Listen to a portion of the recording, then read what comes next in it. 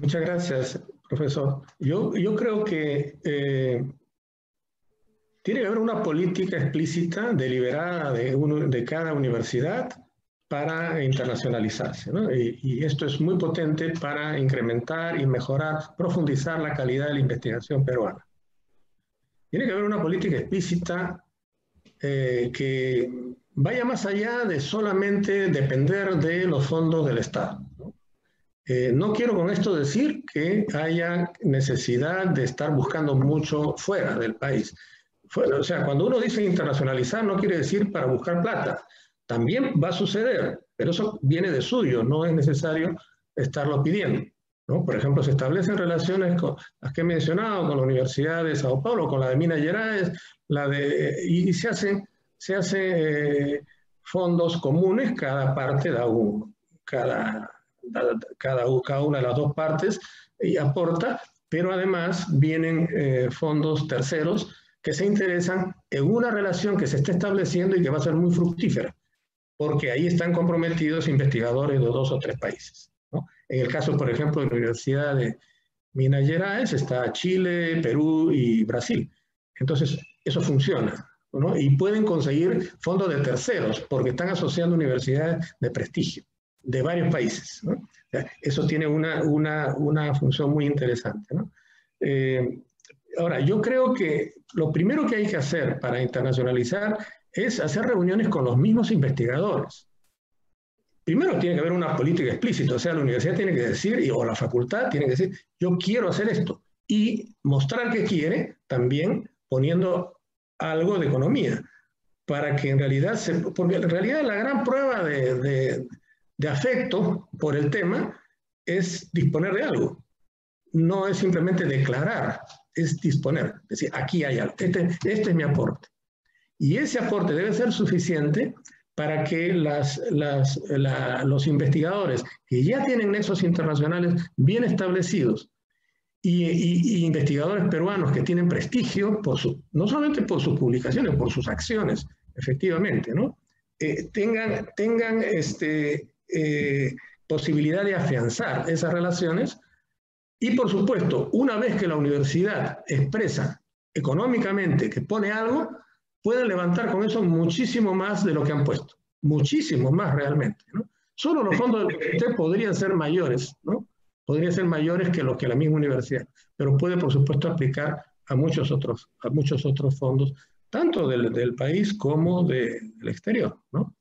Pero lo que va a permitir ese salto de esa relación creo que es, en primer lugar, con quienes están ya vinculados o con quienes querrían vincularse porque ya tienen lazos establecidos, sea porque hicieron sus tesis doctorales afuera con ellos, o porque hay peruanos en el exterior, como el caso de los colegas que están participando ahora, que están muy dispuestos, también por razones afectivas, con el país, a establecer ese nexo, y son excelentes vehículos, ¿no? Por ejemplo, Andrés Romero Wolf, que trabaja en la NASA, ha presentado un proyecto muy grande, gigantesco, para hacer detección de neutrinos en el Valle del Colca, o sea, un experimento en el fondo del valle, pero un experimento muy grande, muy costoso además, ¿eh? Y está buscando los fondos internacionales. El proyecto está maravillosamente bien elaborado, es un lindo proyecto realmente. O nuestro colega José Bellido, que trabaja en Australia, creo que es en Adelaide, que él ganó hace 20 años el premio al mejor astrofísico joven del mundo, de ese año. Entonces, son figuras realmente, como varios de los que están aquí ahora, y ellos tienen esa posibilidad por su prestigio, por su ubicación, por la confianza que se han ganado en sus respectivas localidades, y que a eso se agrega, por supuesto, que prestan prioridad, que prefieren apoyar al país y a su desarrollo científico, y entonces lo hacen de la manera más voluntaria, ¿no? El caso de Carlos Bustamante es una referencia muy interesante, ¿no? Carlos, él hubiera podido usársele más. Él ha instalado un laboratorio de moléculas individuales que dirige ahora Daniel Guerra en la Cayetano Heredia, y que podría perfectamente haberlo hecho en San Marcos. haberlo hecho. Exactamente, exactamente. A ese punto, entonces, justo tenemos presentes acá a colegas que justo, los que usted ha mencionado no están acá, no podrían dar su opinión, pero está Andrés La Rosa, que sí tiene colaboraciones con la UNI, con Perú. Entonces, quisiéramos la opinión de Andrés, que nos diga cómo ve esa colaboración como mejora de la física en el Perú. Andrés. Gracias, Celia. Bastante honrado con tu requerimiento. Yo quería simplemente adicionar mi granito de arena y responderé la pregunta en el concepto de un punto que el doctor Martigorena expresó en su presentación, y la resumo en el afianzar en el aspecto de instrumentación, de quizás podemos hacer una bandera en el Perú de desarrollar instrumentación con equipos que puedan permitir operar equipos grandes remotamente. Me gustaría, por ejemplo, tener los microscopios que desarrolle en mi laboratorio, que sean operados directamente desde el pabellón R de la UNI o de San Marcos. Yo creo que ese sería como decíamos, desarrollo de tecnología en el Perú, ¿no? Y que puede ser para biología o otro, pero esa sería la idea. Ese sería mi primer punto que yo quería compartir con el grupo. Y la segunda era en base a cómo sostener la física en el Perú, cómo ayudar. El doctor Martigorena puntualizó de que los proyectos tienen que, y me corregirá si lo entendí mal, que tienen que alinearse con las necesidades del Perú, ¿no? Y este es un tema que lo tenemos desde que éramos cachimbos, ¿no? Porque, como decía hoy, más importante es una persona que está por morirse en el hospital que hacer física, ¿no? Y mírense, a pesar de eso, nosotros hemos seguido con la física, ¿no? Pero parece que se pone muy presente en este momento, y ahí quiero acabar, porque si no me voy a expandir mucho. Era una pregunta para el doctor Martigorena, es ¿cómo podemos evolucionar en ese aspecto de que ciertamente nuestro país, en el Perú, necesita dar respuesta a la pandemia, a la salud? Y cómo, aún así, cómo los físicos, nuestros colegas, pueden obtener, por ejemplo, fondos from the Concitec.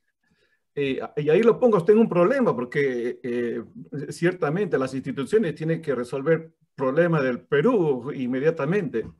Pero aquí estamos nosotros, los físicos, pidiéndole dinero porque nuestros proyectos son a largo plazo. En ese entonces, yo quisiera que con su experiencia nos ponga un poquito en contexto. Ener, no sé si eso es lo que pedías de mí. Sí, es muy buena contribución. Luego voy a pedir también a José Antonio Alarco su contribución, pero creo que tú le estabas haciendo una pregunta al doctor Martigorena, me parece, ¿o no? Sí. Ya, entonces, el doctor Martigorena, ¿podría responder la pregunta de Andrés rápidamente?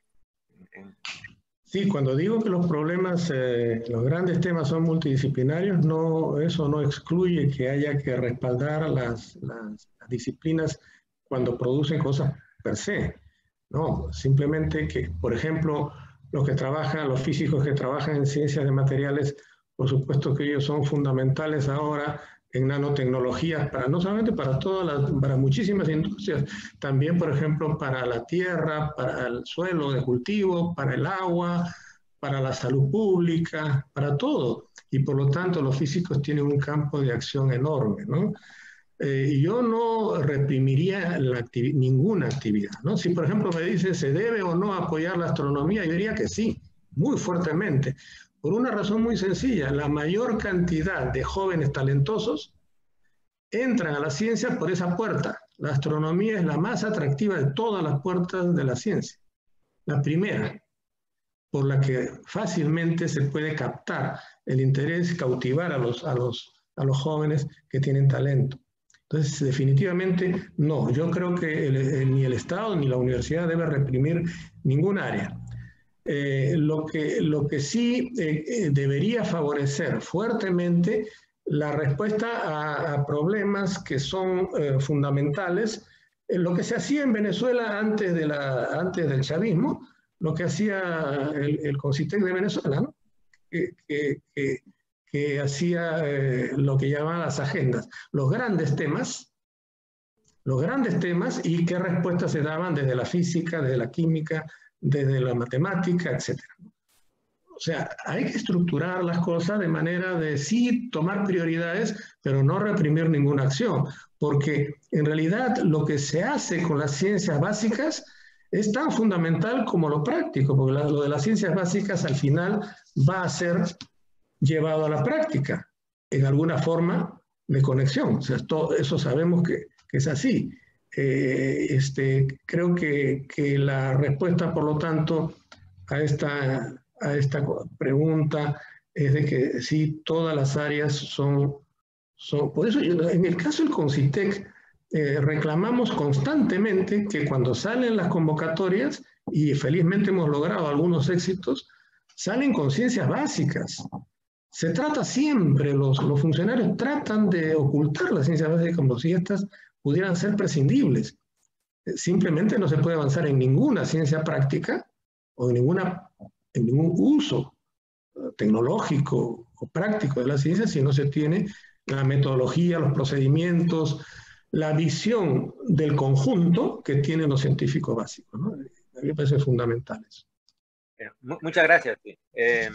José Antonio Alarco está presente. ¿Podrías dar también tu opinión sobre esto? Tú que has estado en Europa y ahora estás en Australia, ¿cómo ves? Tú estás todavía en contacto y ves bastante de cómo está evolucionando la ciencia en el Perú. ¿Cómo lo ves desde tu perspectiva? Ya mi perspectiva tiene probablemente un punto de vista diferente a la mayoría porque en algún momento tuve que dejar la universidad por discusiones personales y sin trabajo buscar oportunidad de negocio. Y tuve suerte de formar empresa que por 12 años manejamos y hasta que llegó un momento que quise regresar a la universidad por acceso a equipos, acceso a otros temas de investigación.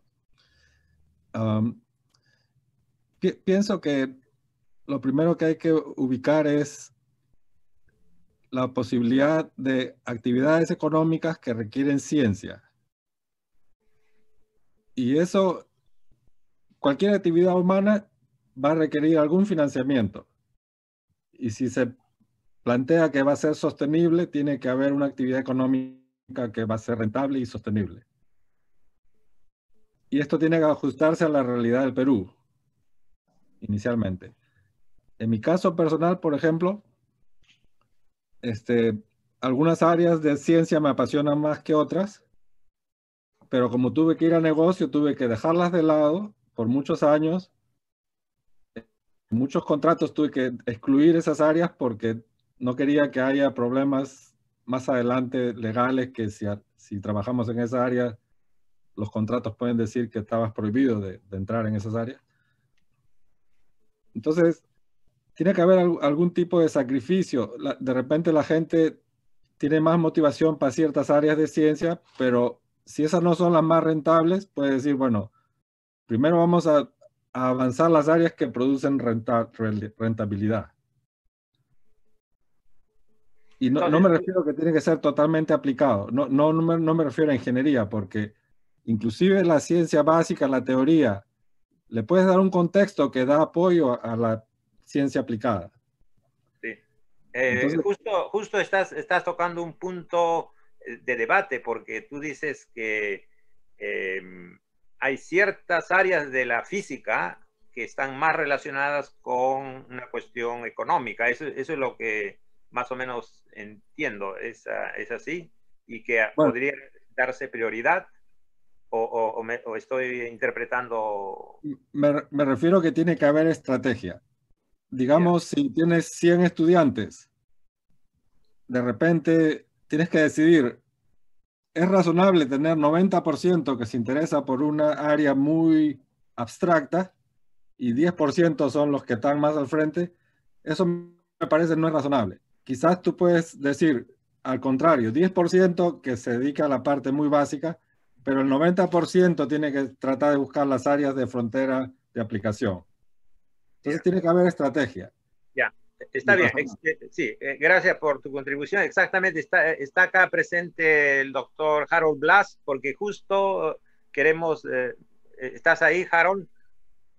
Aló, sí, Ener. Sí. Justo queríamos ver la opinión de alguien que está exactamente en ese, digamos, 10% o según tú, a lo mejor tienes otra idea.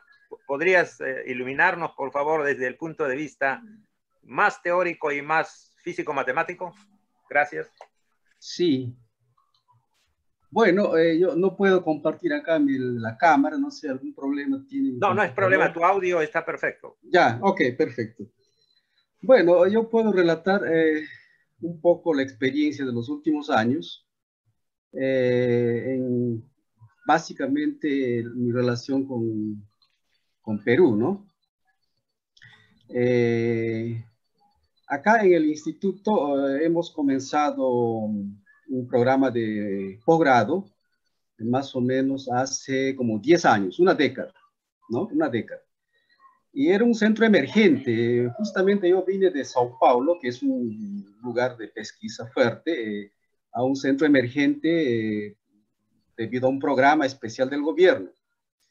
Y podemos ver que en una década, la física acá en Cuiabá, es el capital de Mato Grosso, es un estado que en extensión territorial es casi el Perú, ¿no? Ustedes saben que Brasil es enorme y hace frontera con Bolivia.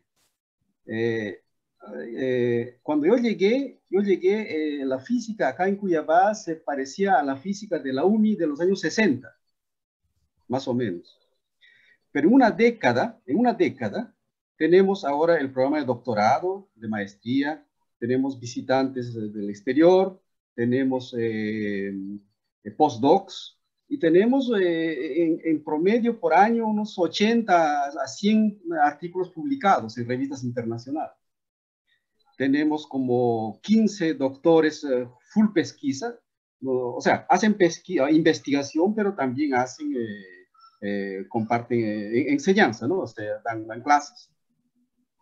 Bueno, eso es local, ¿no? Ahora, durante ese periodo de los 10 años, más o menos, habrán circulado por acá en torno de 6 a 7 peruanos, ¿no?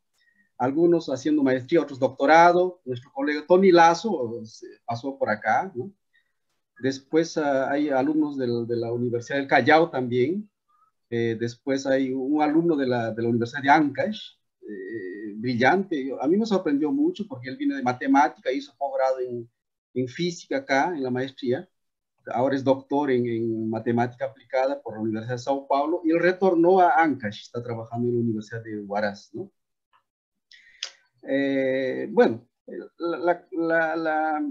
principal mensaje que yo puedo dar es que tenemos recursos humanos en Perú, o sea, interactuando con gente incluso del interior de la Universidad de Ancash, ¿no?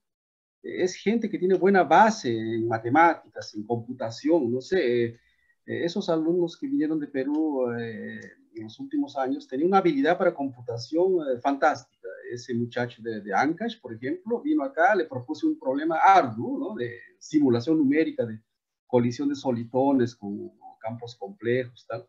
Y lo hicimos, un trabajo así de prestigio, de una revista de prestigio. Sí, entonces...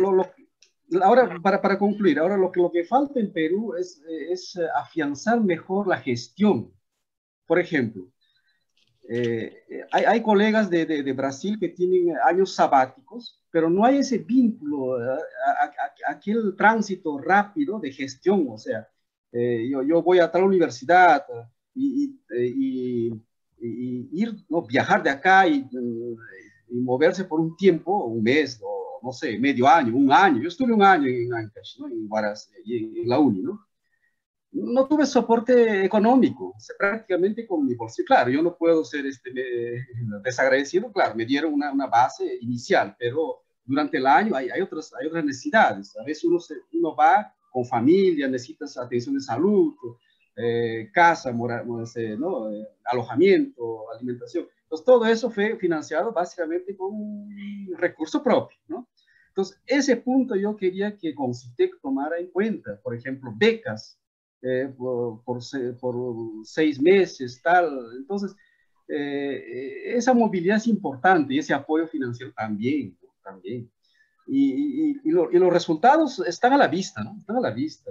Los resultados, hay papers publicados con la Universidad de Ancash, hay 2 papers, ahora con la UNI hay un paper, 2, y así va, ¿no? Y así va. Bueno, más o menos esa es la experiencia que tengo con Perú, ¿no? Sí, muchas gracias por tu punto de vista. Entonces vamos a pasar a alguien local.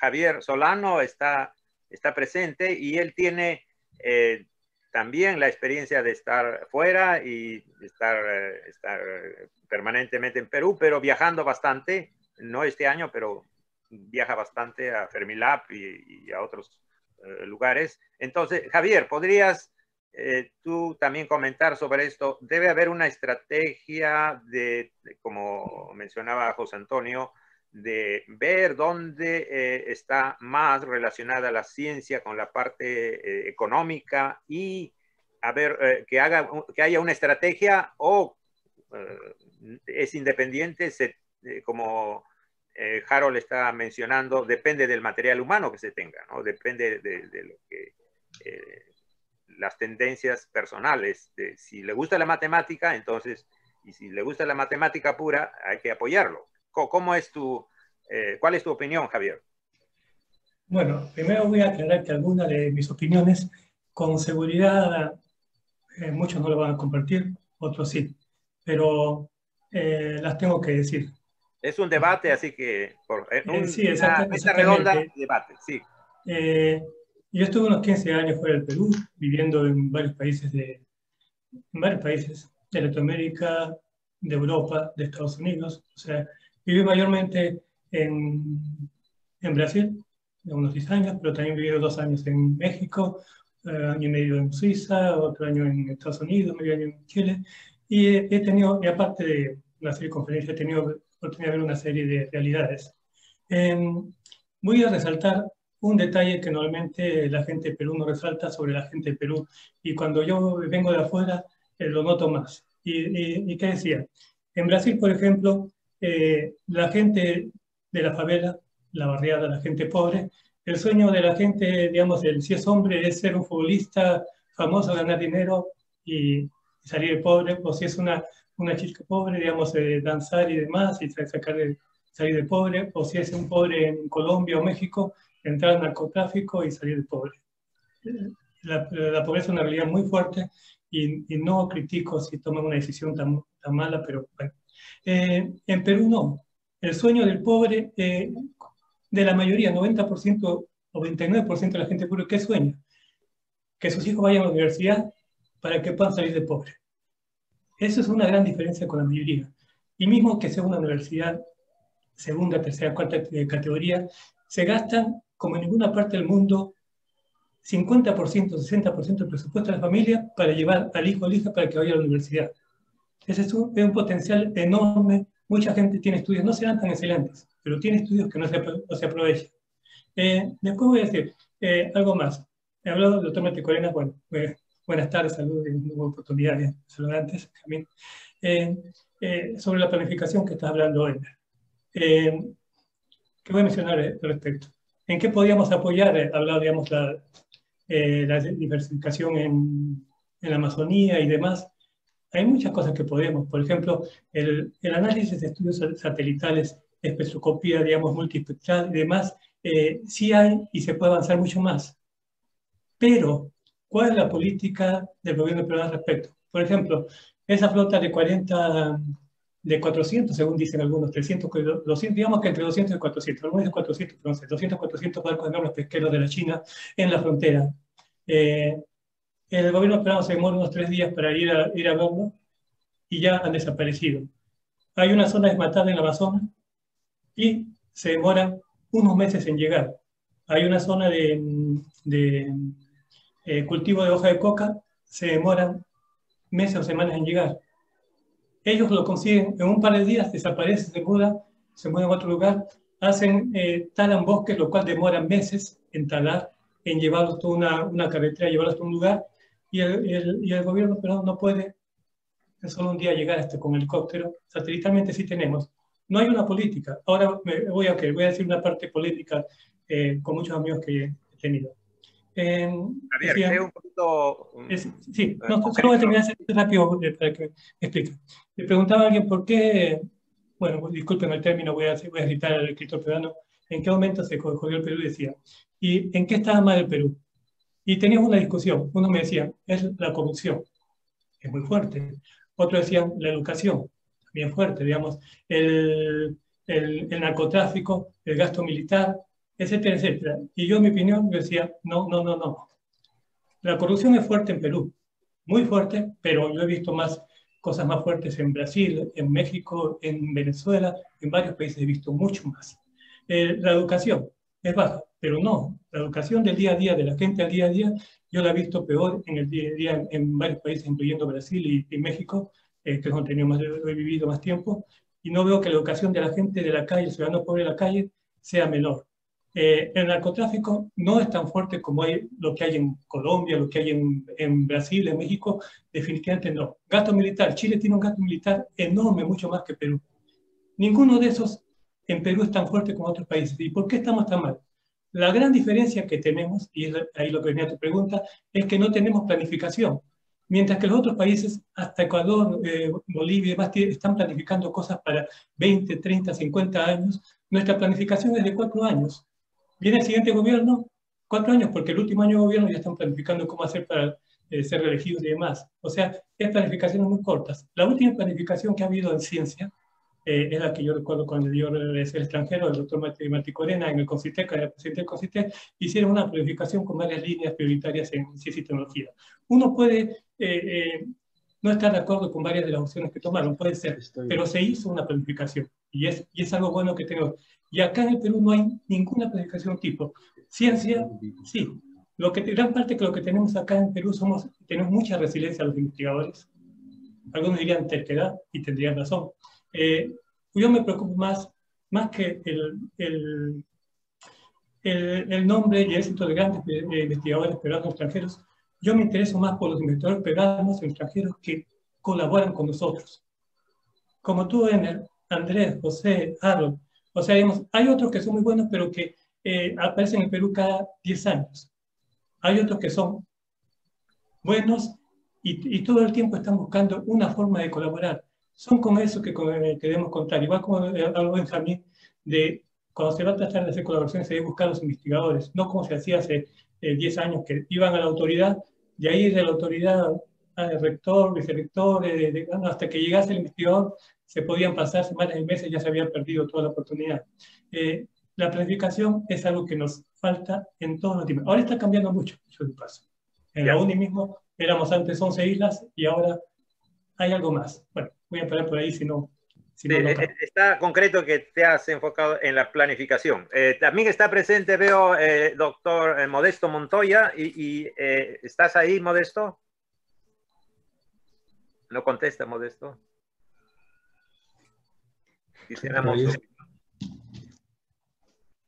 Modesto, ¿estás allí? Tienes que desconectar tienes que conectar tu micrófono. ¿Estás ahí? Estoy. Lo que pasa es que... perfecto. Entonces, en forma breve, porque estamos un poco apurados de tiempo, te doy 3 minutos para que opines sobre este punto. ¿Cómo mejorar la física en el Perú? ¿Cuál es el problema y cómo mejorarlo? Javier ha dado su opinión, los demás han dado su opinión, y según tú, tú que has entrevistado tantos peruanos en el extranjero y peruanos aquí, ¿cuál es tu opinión en una forma breve? Bueno, gracias por la oportunidad, no pensé que iba a tenerla. En realidad, he entrevistado efectivamente a mucha gente de fuera, independientemente de la física, todos ellos manifiestan su poca voluntad de regresar porque no hay en el Perú una posibilidad real. Hay ofertas temporales de proyectos por 2, 3 años y señalan después de 3 años todo se puede evaporar, ¿no? Pero por otro lado también hay esta idea en el Perú, la gente que está contratada, científicos contratados, que hace 3 años ganaban 1.400 soles y que buscan la forma de irse del país donde más o menos ganen algo para vivir decorosamente, y ellos se van. Lo que creo yo es lo que venimos reclamando hace mucho tiempo, una carrera del investigador, que el investigador gane una cantidad que le permita vivir decorosamente en el Perú, una posición de nombramiento. Es increíble cómo la Universidad de Ingeniería, por ejemplo, hace 6 años que no ha convocado a concurso. Me parece increíble cuando otras sí lo han hecho. Pero una carrera del investigador significa que no podamos terminar nuestras vidas como lo hizo nuestro amigo Julio Kuroiwa, que siendo considerado uno de los 100 mejores científicos del mundo en determinado año, tenía una pensión de 1.400 soles. No se puede incentivar a los jóvenes en ciencia cuando estos saben que va a ser el término de su vida de esa manera. Como ustedes también seguramente están convencidos, el incentivo va por el recurso económico, que no es lo que apasiona a los científicos, pero es una necesidad, la gente tiene que pensar. Sabemos que en el Perú prácticamente todas las actividades tienen su carrera, incluso los de penitenciarios tienen su carrera de penitenciaria, y los docentes de la UNI, los investigadores no la tienen. La presidenta del CONCITEC, con quien he conversado, señala que en el Ejecutivo esta idea no es muy bienvenida porque no es época de estar aumentando gastos para el Estado. Sin embargo, hay muchas personas que ganan muchísimo dinero, abogados sobre todo, de modo que la prioridad del Estado no es precisamente las ciencias, tampoco la física. La prioridad parece que está en otro lado, otra actividad. Y la manera de mejorar entonces la física en Perú es dando incentivos para que los jóvenes vean que en el Perú, no en el extranjero, en el Perú se puede vivir decorosamente haciendo física. Los jóvenes que están en el extranjero también lo manifiestan de esa manera, ¿no? Ustedes conocen muy bien a estos jóvenes que se han ido hace 10 años, que están muy bien, están postulando afanosamente a puestos en el CNRS, en diversas instituciones. En Estados Unidos están nombrados, están haciendo el tenure track porque saben que esa es una manera de vivir decorosamente, y ayudan, por supuesto, al Perú. Están en contacto con los científicos peruanos jóvenes, con quienes colaboran, incentivan, los llevan. Un caso concreto es Jorge Seminario, por ejemplo, que viene anualmente al Encuentro Científico Internacional y lleva jóvenes, y ellos están bien situados. Recientemente entrevisté a Luis Jauregui, por ejemplo, que está ahora en la Universidad de California, Irving, que lo llevó Jorge Seminario. En fin, hay muchos ejemplos, pero básicamente, en concreto, para terminar, es eso, ¿no? De que se logre una carrera del investigador para que esta carrera sea apetecible, además de la vocación científica que todos los tenemos, obviamente, porque no hemos escogido ciencia para hacernos ricos, pero en realidad se necesita esa señal del Estado para que la gente se dedique más a la física y a otras ciencias. Ya. Muchas gracias por tu opinión, Modesto.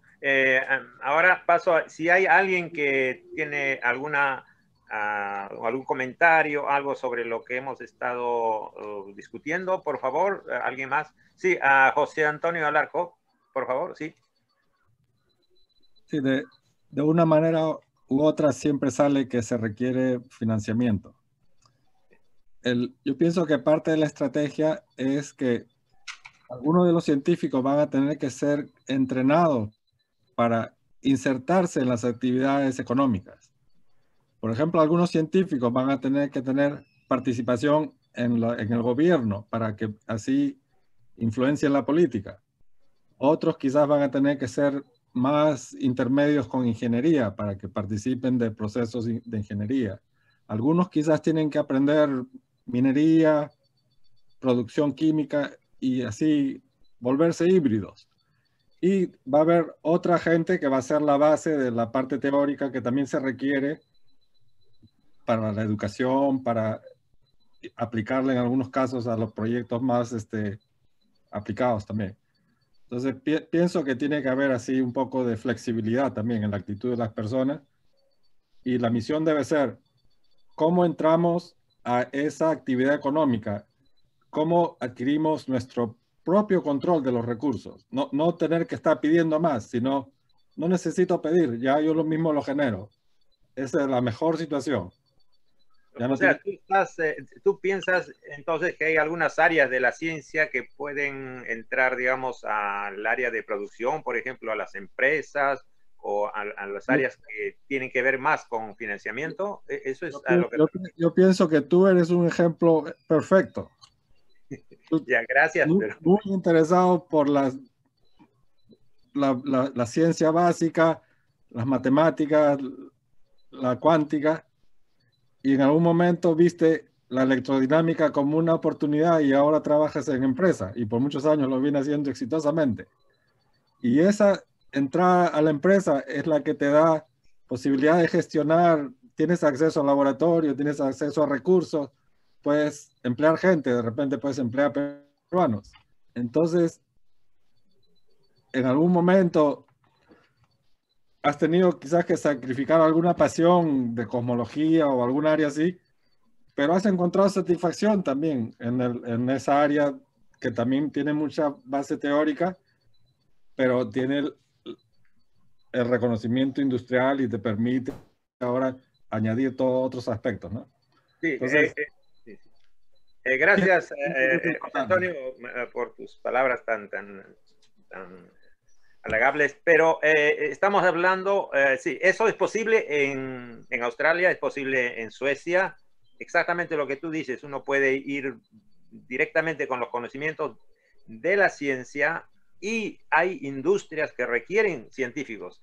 En mi compañía, que ahora es Hitachi, requieren matemáticos, requieren físicos, incluso hace una semana hemos estado en una reunión para ver computación cuántica y están requiriendo expertos en computación cuántica y me están preguntando si es que conozco y cosas así. Entonces, eso es posible en países, digamos, que han encontrado ese lazo, pero en Perú ese lazo todavía no existe. Eso es lo que está claro. Las industrias tienen una muy vaga idea de lo que es la ciencia básica. Entonces, desde ese punto de vista, yo quisiera más bien pedirle al doctor Martí Corena, ¿cómo es ese lazo, el que está mencionando José Antonio, cómo ese lazo se podría hacer posible en Perú? Porque ahí está la dificultad. Doctor Martí Corena, ¿cuál es su opinión de esa conexión que parece igual que José, pienso igual que él, igual. Yo creo que hay que promover eso, el vínculo de la ciencia, de la indagación científica, no solamente con la economía, sino con los servicios públicos. Estoy en línea aquí. Con los servicios públicos, sobre todo salud, seguridad, frente a fenómenos geofísicos, ¿no? Violentos que son muy comunes, ¿no? Los temas de educación, todo eso, ahí hay que establecer nexos muy fuertes para que la ciencia tenga una mayor respetabilidad, más aceptación social. Y por lo tanto, al tener más aceptación social, también los políticos van a tener que decidir favorablemente. Hay una cuestión que quizás convenga que conozcan, que la Comisión de Ciencia y Tecnología del Congreso ahora la preside Francisco Sagasti, un ingeniero industrial que se formó en la UNI, que egresó de la UNI y que después hizo un doctorado en economía en una universidad inglesa. Él dirige y me ha impresionado muy bien la manera como está promoviendo un anteproyecto de ley para modificar totalmente lo que se llama la gobernanza, bueno, es un término moderno, actual, en boga, la gobernanza del Sistema Nacional de Ciencia y Tecnología, ¿no? La ley, por ejemplo, actualmente dice que el CONCITEC es el órgano rector de la ciencia y la tecnología, pero no tiene ninguna rectoría práctica. Porque para ser rector tendría que vincularse con las empresas, con los institutos públicos de investigación. Los vínculos son completamente superficiales, sin ninguna, o sea, no es efectivo, en efecto no es solo formalmente. En la ley nada más es eso, pero en la práctica no lo es. Por eso es que es bien importante, y agradezco por supuesto también a Francisco que me haya invitado. He estado en las 7 reuniones de la Comisión de Ciencia y Tecnología del Congreso en los últimos 2 meses, 7 reuniones, en lo que se ha dado fin a la forma que tiene que tener la gestión de la ciencia y tecnología. Si eso se aprueba, porque se está haciendo mucho trabajo también con la PCM para que sea un proyecto presentado simultáneamente por el Ejecutivo y el Legislativo, de manera que se convierta en política pública obligatoria, quizás tengamos entonces una secretaría. De las 4 secretarías que puede tener la PCM, una sería la Secretaría de Ciencia y Tecnología, ¿no? Y eso significa entonces que hay una modificación también abajo en el nivel de implementación y en el nivel de ejecución. Es una cosa muy bien armada que espero, por supuesto, que hoy día sábado ha habido una audiencia pública presentando el anteproyecto de ley. Yo no he participado porque esta vez ya no invitaron. Quien ha estado es la presidenta del CONCITEC. Pero creo que se ha avanzado muy bien y tal vez estemos, ojalá, en las puertas de un nuevo escenario. Ojalá, ¿no? Porque si no estuviéramos ahora en las puertas de un nuevo escenario, por lo menos yo ya no lo veré, ¿no? Hay muchos de ustedes que sí, todavía pueden seguir luchando por el asunto, ¿no? Yo quiero también agradecer antes de concluir al profesor Ener Salinas, ¿no? Ha sido... no hemos tenido conocimiento anterior, personal, y por eso es que yo no sabía bien con quién estaba conversando. O sea, ahora sí, ahí dice Ener Salinas. Sí. Entonces, pero le agradezco mucho realmente. Me parece que ha sido un diálogo sumamente útil, ¿no? y que fortalece a la física peruana. Agradezco muchísimo. Gracias por... y en particular, ¿cómo ve usted este tipo de eventos? Ya lo estamos realizando como... 19 veces. 19 veces, ya es 20 años casi. Y una particularidad es que algunos de nosotros éramos muy jóvenes, algunos estudiantes de nosotros eran muy jóvenes y ahora son profesores y siguen viniendo como expositores, colaboradores y bueno, es más de una generación, se puede decir. Entonces, es algo que tratamos de hacerlo constantemente, sí, y lo hemos hecho en dificultades bien grandes como esta de acá, por ejemplo, que es la pandemia. Sí. Entonces, sí, hemos hecho, al comienzo a veces éramos 10 personas y no sabíamos si empezar o esperar que hayan 15, ¿no? Pero al final ahora se han registrado como más de 300. Entonces, esto está, y tenemos expositores de la talla magistral muy avanzada, y los pósters, las paralelas, han sido con gente muy brillante, ¿no? Estudiantes que están en las fronteras investigando, y algunos están en Perú, otros están en Brasil, y así está. Es algo que nos está uniendo en este fin de tratar de mejorar la física en el Perú. Estamos logrando al menos los objetivos poco a poco. Ese es el mensaje para usted. Muchas gracias, profesor. Hay una cosa quizás para mí final, es que el CONCITEC convoca cada año alrededor de tiene 40 convocatorias, ¿no? Y por lo menos una de ellas al año, a veces más, es para organizar este tipo de eventos. Eso no teníamos realmente conocimiento de algo específico, pero si usted lo menciona... está en la web del CONCITEC, están todos los proyectos que se convocan. Incluso está el plan, cada mes de noviembre sale el plan de todo el próximo año, incluso con fechas de convocatoria. Claro, eso es una muy buena noticia. Claro, siempre lo hemos hecho en forma casi budget cero, ¿no? O sea, casi sin nada, contribuciones de todos nosotros. Pero, por ejemplo, los proceedings y cosas así son cosas que realmente merecen hacer una postulación. ¿Estarían incluidas cosas como proceedings de este evento, por ejemplo?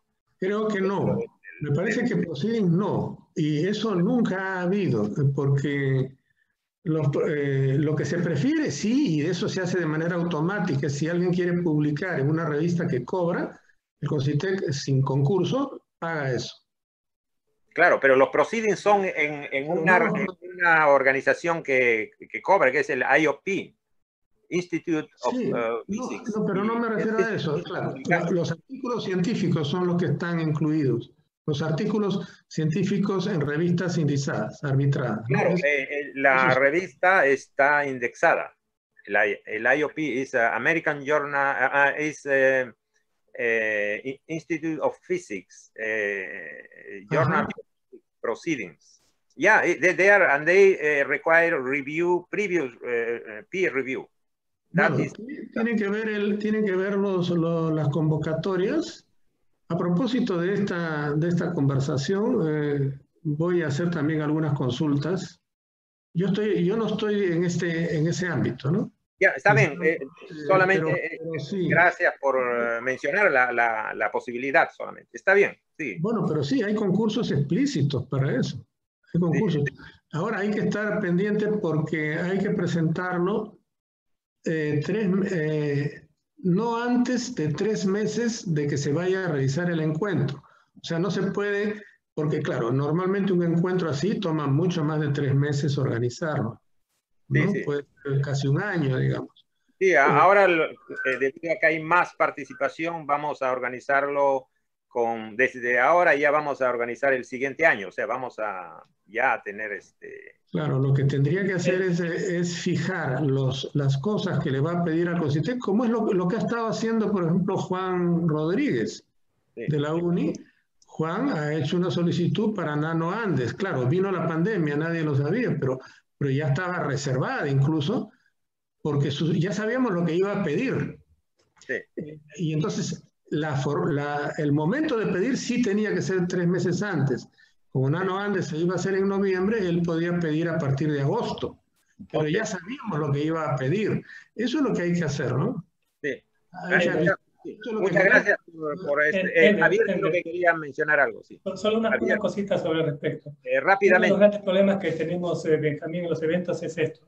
Se pide 3 meses antes y te dan la respuesta, suponiendo que sea positiva, faltando poco, y el dinero muchas veces llega a tiempo, pero faltando 1 o 2 semanas.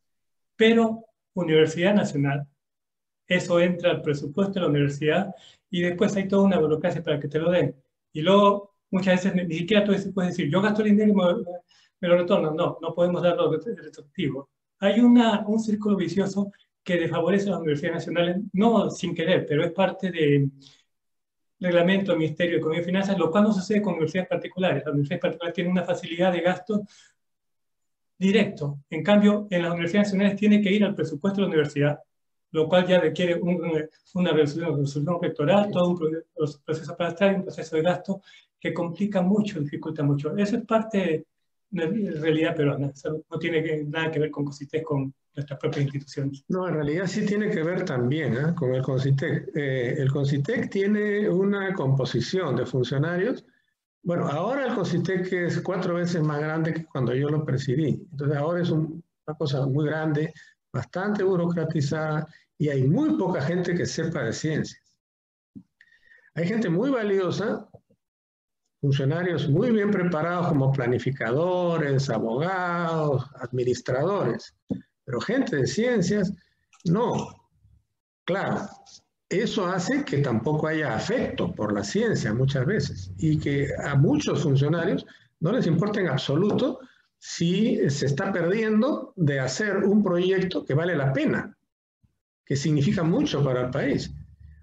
Este tipo de problemas son problemas en general del Estado, pero también se ven en las mismas universidades. Hay muchísimos funcionarios universitarios, autoridades, que no les preocupa en absoluto. Entonces, está en toda la institucionalidad peruana, quizás, ¿no? Pero comienzo por reconocer que efectivamente también está en el CONCITEC.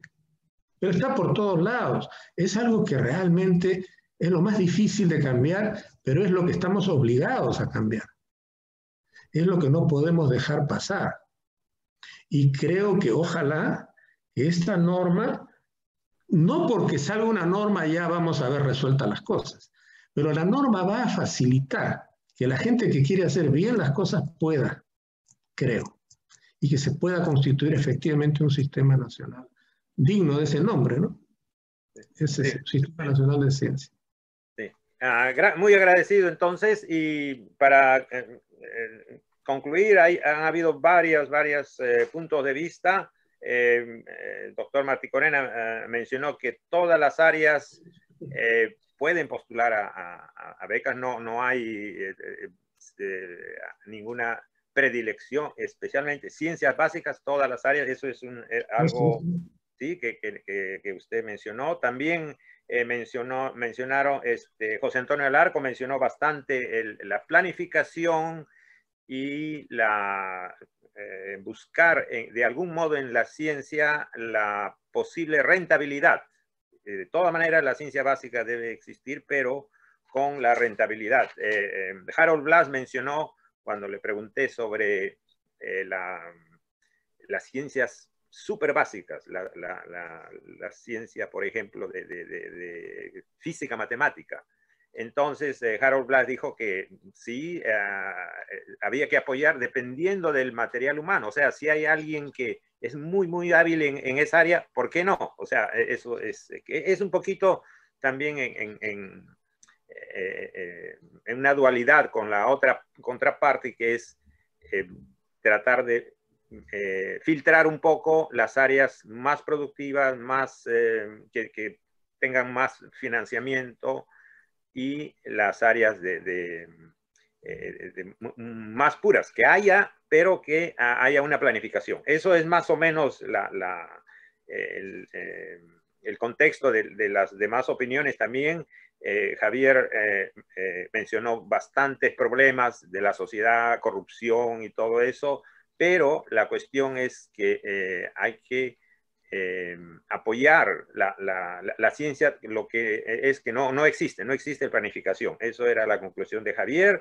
Luego también el doctor Montoya también mencionó mejorar las condiciones de los físicos, de la ciencia, o sea, hacer algo porque la ciencia como profesión, especialmente la física como profesión, sea también atractiva desde el punto de vista económico, como es en la mayoría de los países, bueno, que no son como Perú. Entonces, esa también es una opinión muy válida, y todos sabemos, ¿no? Los salarios y todo, y los esfuerzos que tenemos para superar esa dificultad económica, ¿no? Tenemos que a veces que tener más de un trabajo y cosas así. Eso ocurre en Perú. Entonces, la conclusión, una palabra que concluiría todo esto es la planificación, que ha sido mencionada prácticamente en cada uno de los ponentes. Entonces, con esto concluimos el debate, y entonces pasamos a la clausura. Alumno Soto. En el chat hay una pregunta del alumno Soto. Ya, no la veo acá en el chat, déjenme ver. Carlos, ¿la podrías leer, por favor? Bien. ¿Qué sugerencias nos podrían brindar a los estudiantes de pregrado de física que vamos terminando la carrera en coherencia con estas ideas sobre el desarrollo de la física en el Perú? Ya, Javier, yo creo que tú estás más relacionado con estudiantes y también con las ideas. Es algo que justamente yo vi la pregunta y justo quería responderle. Ajá, ya, por eso. Entonces yo te adiviné el pensamiento. Exactamente. Voy a hacer, disculpen, una analogía con fútbol, me disculpan. Ya, pero de forma breve, Javier, porque tenemos que clausurar el evento. Ya sé, pero una analogía es, ¿cómo decir? Si ustedes ven a un equipo de el Barça, Bayern, Real, un equipo así de Manchester de primera, ven a un jugador de fútbol de élite, y él nunca espera la pelota. La pelota la lanzan de atrás, y él no la lanzan donde él está. La lanzan en un espacio vacío, él corre, ya sabe dónde va a llegar la pelota, y antes de que llegue, sabe a dónde va a dar el pase. Eso es típico de los jugadores. En jugador peruano de campeonato local, lo típico es al contrario.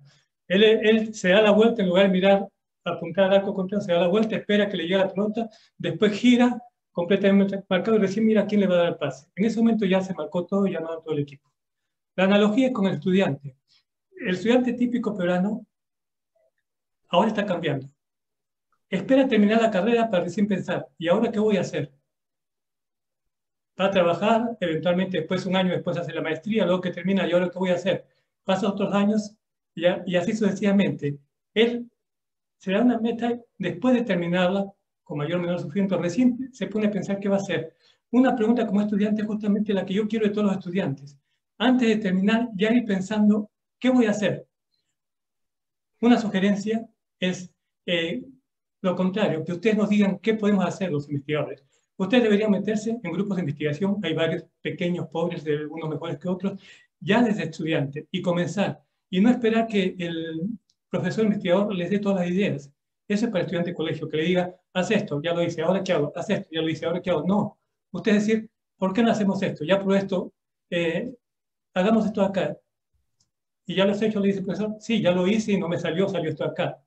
Iniciativas, es algo de lo que debemos hacer todo el tiempo, los chicos se lo tienen y demás. Un ejemplo que yo tuve con un estudiante tres estudiantes me ayudaron en un trabajito, yo les puse acá, y en una publicación de Proceedings en la AIP, American Institute of Physics, indexada, una pequeña publicación, Proceedings. Ellos, un poco colaboradores conmigo, los puse de colectores, pero eso fue suficiente para que un estudiante me hacía una profesora me dijo, yo recibí a este estudiante porque tenía una publicación y quiero una publicación contigo. Era una pequeña partecita en un trabajo de Proceedings, pero era un trabajo de investigación. ¿Ya? Ustedes pueden tener 16, 18, 20, disculpen, fuera de Río Bravo para abajo, la mayoría de nuestras instituciones nadie las conoce. Pero una publicación, por modesta que sea, una publicación indexada, que ha pasado por todo el eso cuenta más que cualquier nota. La nota nunca se sabe si ha sido su profesor o han sido ustedes. Pero Javier, eso sí, es algo que pueden ir desde ahora. Hay una serie de ideas que nosotros tenemos como investigadores, pero ustedes nos pueden dar más y más ideas. Es el momento justo para pensar, cuando aún son estudiantes, no esperen a terminar para recién pensar qué tienen que hacer. Bueno, sí. Javier, solamente para complementar, acuérdate que tuvimos alguna vez alguna colaboración con estudiantes, y tú estabas ahí dirigiendo, yo estaba en Suecia, y Juan Atalaya también estaba en Suecia, y logramos que esos estudiantes vinieran a hacer unos experimentos y salieron como 3 publicaciones. Una de ellas fue indexada y todo, y las otras 2 fueron internacionales también. Esos estudiantes no estaban en el doctorado, no estaban en la maestría, estaban como en el 3er año o 4º año, o por ahí. 4º año. 4º año, sí. Pero cuando se los contactó, creo que estaban antes del 4º año. Pero la cuestión está que cuando salieron, terminaron la carrera, el bachillerato, pusieron, para ir a Brasil, por ejemplo, pusieron en su CV 3 publicaciones, una completamente indexada, y no habían competidores con ellos. Inmediatamente ganaban las becas. Que yo sepa, todos ellos ya tienen su PhD y todos ellos están bien ubicados, están en postdocs y cosas así. Entonces, es una gran ventaja de si los estudiantes, el que está preguntando es un estudiante y dice, ¿cómo podemos hacer? Únanse, persigan a sus profesores, y ¿qué tema usted tiene que yo pueda colaborar, que yo pueda hacer? Algo que sea a la larga publicable. Y seguro que el profesor le va a decir, empieza haciendo esto, resuelve tal tipo de ecuaciones y de ahí o haz tal simulación. Por ahí se empieza. Pero es posible en el Perú que los estudiantes antes de terminar la carrera puedan tener publicaciones, y eso ha sido demostrado. Así que no es una imposibilidad. José Antonio quiere añadir algo. José Antonio. Sí, José Antonio, por favor, sí. Brevemente nomás. Sí, que rápido. Hay ciertas habilidades que ayudan mucho a ganar ingresos. Por ejemplo, si los estudiantes son buenos en computación, buenos en electricidad, buenos en electrónica, su probabilidad de conseguir trabajos que se relacionan en esa área se incrementa mucho. Lo mismo si hablan varios idiomas o si escriben muy bien también. Entonces, no ignoren esas habilidades, porque, por ejemplo, si yo pudiera haber empezado de nuevo, de repente tendría ya un ticket de electricista, que en cualquier momento me puede dar oportunidad de trabajo, por ejemplo. Y la ciencia, bueno, si se presenta la oportunidad, también la uso, ¿no? Sí. Andrés, creo que tú quieres hablar rápidamente. Bien cortito. Perdón. Y bien cortito. a través del estudiante Soto, para todos los estudiantes, algo bien práctico, bien útil. Si tienen el TOEFL, abre muchas puertas, porque yo puedo identificar a un estudiante de la uni, electrónico, instrumentación, que lo quiero, pero si no tiene el TOEFL, no lo podemos contratar. Tengan el TOEFL y como propia anhelo, antes de graduarse, así no se lo pide el currículo, saquen el TOEFL o otro idioma. Yo creo que eso le va a abrir puertas. Gracias. Ya, entonces creo que vamos a concluir esta mesa redonda y vamos a pasar a la clausura. Bueno, la clausura es simplemente hacer un resumen de lo que ha pasado y decir cómo vamos a organizar para la siguiente vez. Y también ustedes pueden contribuir con qué es lo que ha pasado, ¿no? Qué es lo que han visto en este evento antes de clausurar oficialmente, ¿no? Javier, ¿podrías tú de hacer un resumen de lo que has visto en las paralelas, en los pósters, que has estado bastante ahí? Bueno, te puedo hacer un poco un resumen de la parte que más me toca, ¿no? Hay otra parte que no, la parte de la actividad te la voy a dejar a ti, a Harold. No, es muy interesante. Me gustó una de las partes que me gustó. Yo estoy juntando tanto de los pósters con las paralelas y en tanto las plenarias. Por ejemplo, ha habido contribuciones muy interesantes desde Barton, Sumitase, la parte teórica de punta como las supercuerdas y demás. Ha dicho de paso una broma aparte, un profesor mío mencionaba que cuando él como físico teórico, cuando coloca otro término en la teoría, se siente casi como un dios, porque un término en la teoría cambia todo el universo. Ustedes saben la energía de la teoría. Bueno, así es un poco las supercuerdas y demás.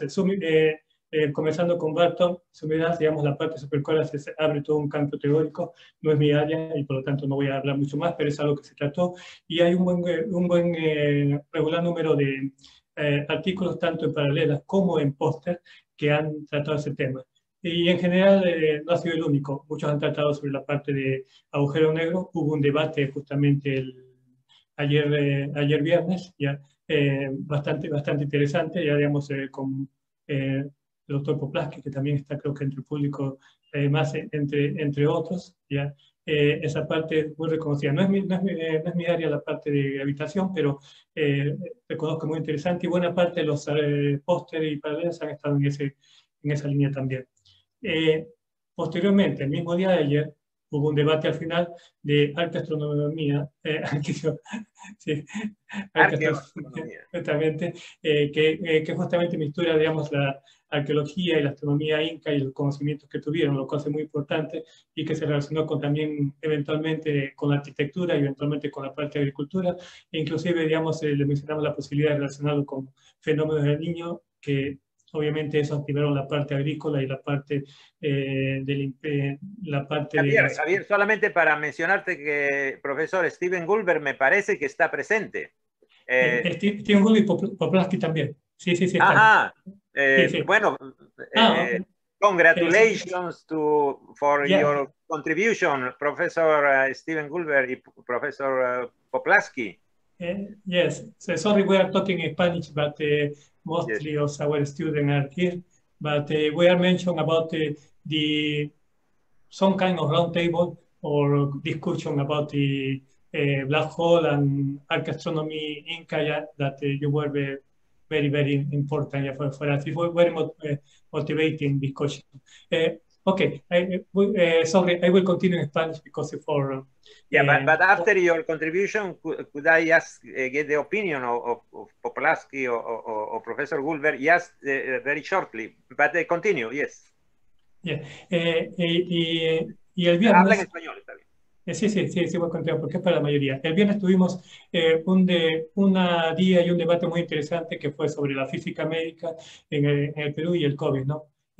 Justamente hubo plenarias del doctor José Luis Mantari y del doctor Mirko Simes, que es justamente que están liderando contribuciones de la academia, de la ciencia, justamente en la lucha con el COVID, ¿ya? Y en general, ¿no? Digamos, el Mirko Simi con una de las vacunas, digamos, de la Cayetano, y José Luis Mantari con el casco, el CPU, digamos, de ventilación no invasiva, líderes, la doctora Sandra Guzmán en la parte del tratamiento del COVID con radiación, digamos, radiación nuclear, digamos, son avances muy buenos. Y al mismo tiempo, una de las cosas que desafortunadamente hubo que destacar es de que el gobierno peruano no está usando toda la ciencia, no llamó a la gente de ciencia para este combate. No digo que haya tenido mala intención, pero esa es una parte que falta mucho. No hay esa conexión entre el gobierno y la academia, ni entre la industria y la academia científica, y falta mucho, y este caso se ha notado bastante. Dicho de paso, también se mencionó de la posibilidad de que esta pandemia solo sea una de las, y que pueden con seguridad van a venir más fuertes. Solo que tal vez ahora estamos menos preparados y para siguientes, los siguientes que se nos avecinan, solo calentamiento global, sino futuras pandemias, como mencionaba, digamos, mencionábamos el viernes, hay la explotación del permafrost en Alaska, el calentamiento global en las tundras de Rusia, calentamiento global en los glaciares, lo cual está despertando virus que están congelados miles de años, la deforestación de las grandes florestas amazónicas en el sur de Asia, que están haciendo un contacto del mundo salvaje, no solo de animales, sino también de los tipos de bacterias con la civilización, lo cual es un peligro latente y más poderoso que lo que hemos tenido ahora. Pero con suerte vamos a estar más preparados, ¿ya? Y quizás, por último, terminamos el día de hoy con las contribuciones en nanotecnología, digamos, ahí está, digamos, Andrés y su grupo, Roberto Salazar, ya, digamos, José Antonio Larco también, digamos, en diferentes áreas, digamos, que completa una parte que sí es importante y bueno, no quisiera añadir nada más para no seguir hablando. Gracias. Grandes contribuciones, dicho de paso. Solo le voy a añadir algo más. En los póster ha habido pósters que son muy buenos, que podrían haber sido fácilmente unas paredes. En algunos casos ha sido porque el propio expositor pidió ser póster, a pesar que estaba en nivel. Otros ha sido porque, como no conocíamos el expositor, de repente no sabíamos si el nivel, así que lo pusimos para póster. Después de ver la calidad del póster, esto podría ser sido fácilmente una pradera, pero bueno, digamos, hay trabajos de póster muy, muy buenos, y ya digamos que no es ningún desmérito estar en póster paralelo. Ya, por eso mismo que mencionas, hemos decidido, para los estudiantes que están atendiendo esta clausura, hemos decidido que vamos a hacer una mejor selección de los pósters porque van a haber 3 premios, pero nos vamos a demorar un poco porque vamos a ver en detalle los videos y entonces esperen en más o menos un par de semanas va a ser anunciado los ganadores en la página web. Eso es algo que hemos decidido porque dar los ganadores en este momento hubiera sido demasiado apurado. Así que nos disculpan, pero en los que presentaron póster van a haber 3 premios de acá a 2 semanas. Ahora, Professor Nicodem, are you there? Are you listening? Professor Poplaski. Poplaski, are you there? We would like, hello, we would like to to hear your opinion because we are in the closure of this event. And you are present here, so please tell us what was your opinion and also how do you see this event and what do you advise us and about collaborations and so on. Please tell us. Thank you very much. I actually, I totally support collaboration, especially like between scientists in different countries. And for example, when I went 2 years ago to the conference in Peru, then I met several students, and one of the students was a student who was, I think, participating even in this conference without giving a talk, and his name was Sergio Núñez.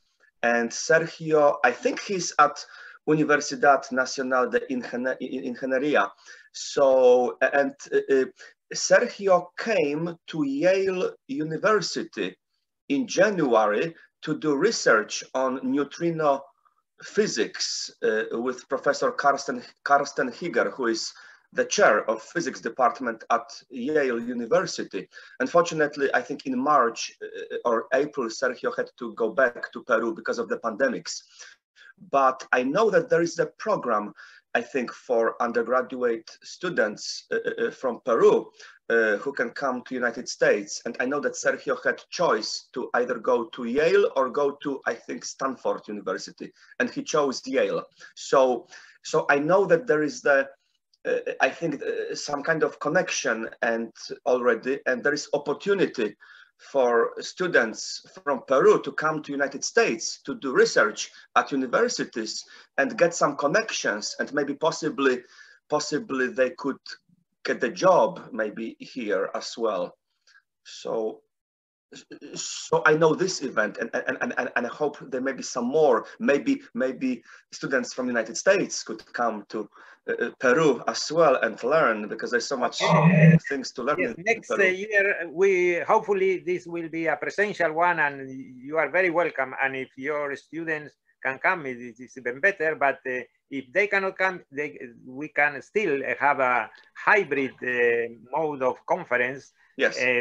You could come for presential, and your students, maybe they can be online. So now has opened the possibilities. Yes, thank you very much, Professor Nicodem, and thank you, Professor. Wait for next year. Okay, thank you. An announcement, please, all of you maintain your video when by the end of this, in a few minutes, your video on, because one of us your camera on.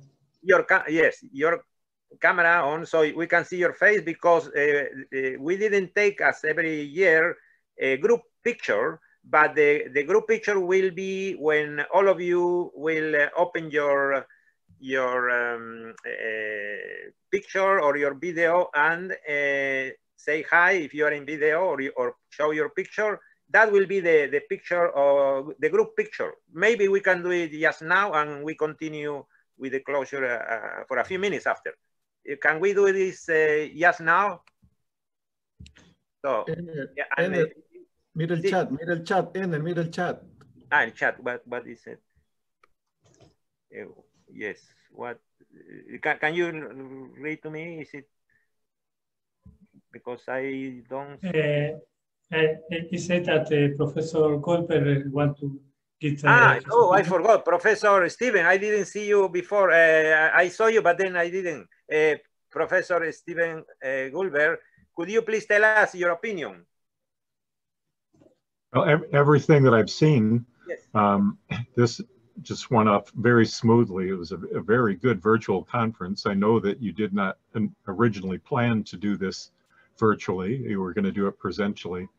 But the way that it was orchestrated with the plenary talks, the parallel talks, the posters, everything just flowed so smoothly, and really made a great conference out of an awkward situation with the pandemic that's been sweeping the world. I congratulate you all. You did a very good job. Oh, thank you. Yeah, and thank you for all the colleagues who were worked very hardly in the posters and parallel sessions and the debates, everything. Yeah, and thank you to you. And we hope that next year maybe you could come to Peru physically. I'd love it every time that I get there. Yes. Okay. Thank you. Yes. Then I think if all of us we can place the. So I don't know what is the procedure. Daniel, can you tell us what is the procedure for the group picture? Daniel, ¿podrías decir cómo hacemos para? Enner. Yeah, the chairman, no, the host will put in a gallery view. Yeah, yes. Everybody put his camera on. Yeah, and we will take the picture. Say cheese. No, in Peru it's better to say pisco. Yeah. Pisco. Yeah. Yeah, Pisco is the Peruvian. But They know. we need two Piscos because one is not everybody is in one view. We need one view to pass and the other view, two pictures. Paulo Silva, Jonathan Vallejo, Ricardo Flores, Carlos Enrique Soto, Cristel Mejía, Ronald David Roch. No sean tímidos. Creo que los veamos un momento. Yeah. A ver, esperen, el primer grupo. 6 Pisco. Pisco. Pisco. Sí, ya, ok. Quiero pasar. Ahora el siguiente grupo. Ok, again. 6 Pisco. Pisco o chicha. Chicha. Ok, ya, queda grabado. Okay. Yeah, has it been... Déjame poner mi cámara. Ah, modesto. No seas tan modesto, muéstrate.